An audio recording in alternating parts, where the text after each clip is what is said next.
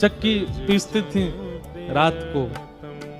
तो जनाबाई का नियम था कि जब वो चक्की पीसती थी ना, तो पीसते पीसते गाती थी, और वो स्वर इतना अच्छा लगता था ठाकुर जी को, इतना प्रिय लगता था कि ठाकुर जी आधी रात में मंदिर से भाग करके आते थे जनाबाई के पास। तो ठाकुर जी बैठ करके सुनते थे, जनाबाई चक्की पीसती थी,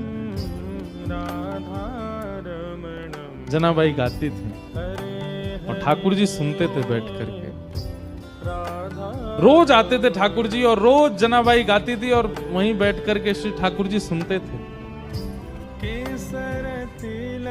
एक दिन ठाकुर जी गए और जनाबाई ऐसे चक्की पीस रही थी, तो ठाकुर जी बोले, ए जना, ये चक्की मत पीस।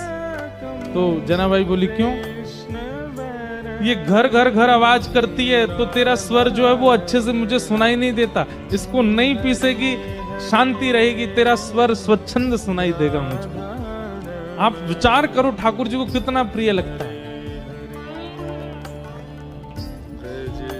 तो जनाबाई बोलती, चक्की नहीं पीसूंगी तो आटा कहां से होगा, आटा नहीं होगा तो रोटी कैसे बनेगी, रोटी नहीं बनेगी तो फिर सब खाएंगे क्या, और सब कुछ नहीं खाएंगे तो फिर मुझे डांटनी पड़ेगी, आटा नहीं है।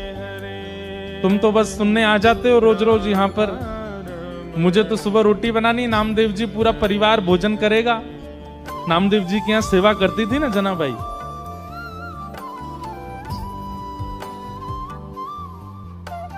चक्की नहीं रोकती, पीसती रहती, गाती रहती।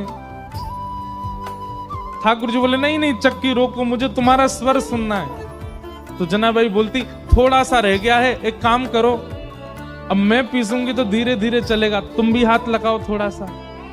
तो ठाकुर जी हाथ लगाते जनाबाई के साथ, और साथ में बैठ करके दोनों पीसते, और पीसते पीसते जनाबाई गाती,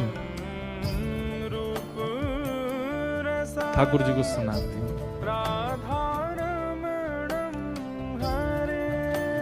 अब जब ठाकुर जी हाथ लगाते जनाबाई के साथ चक्की पिसवाते, तो ठाकुर जी इतने सारे गहने पहन के रहते हैं, वो गहने सब आगे पीछे जब ठाकुर जी हिलते तो गहनों की आवाज आती। जनाबाई बोलती, अब मेरी चक्की परेशान नहीं कर रही, तुम्हारे गहने परेशान कर रहे हैं। तो ठाकुर जी अपने सारे आभूषण उतार करके किनारे धर देते कि जनाबाई का स्वर मैं सुनता रहूं, इस स्वर के बीच में कोई और बाधा नहीं आवे। और ठाकुर जी अपने सारे आभूषण उतार करके किनारे में धरते, और जनाबाई के साथ धीमे धीमे चक्की पिसाते, और जनाबाई गाती।